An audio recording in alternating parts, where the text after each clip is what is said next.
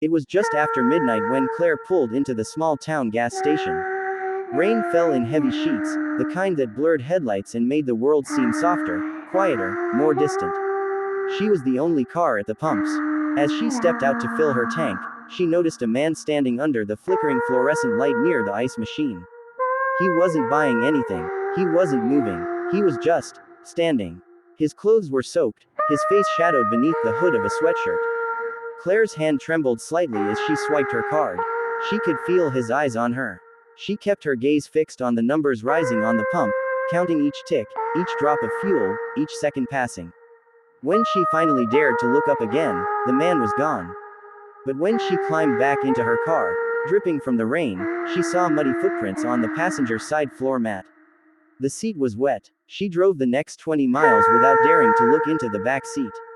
It was just after midnight when Claire pulled into a small town gas station off the highway.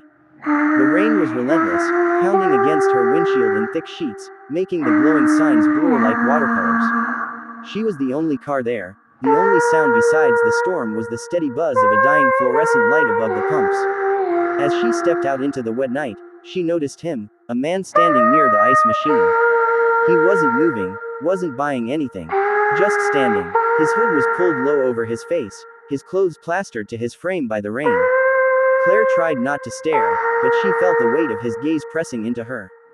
Her hands shook as she swiped her card, the rhythmic click of the pump louder than her heartbeat. She kept her eyes down, counting the rising numbers. When she finally glanced up, the man was gone. Relief washed over her. She finished quickly, slid back into her car, and shut the door. Then she saw it, muddy footprints on the passenger side floor mat. The seat was wet, as if someone had been sitting there. Claire drove the next 20 miles without once looking in the rearview mirror. The rain hadn't stopped all day. By the time the traveling salesman pulled off the highway, his eyes were heavy and the storm had swallowed the night. The motel he found was the kind you pass without noticing, faded neon buzzing in the rain, a sagging roof, and curtains that never seemed fully closed. He checked in quickly, carrying his single suitcase across the damp parking lot. Inside, the room smelled faintly of mildew and cigarettes. Still, it was dry, and the sound of rain tapping against the thin glass was almost comforting.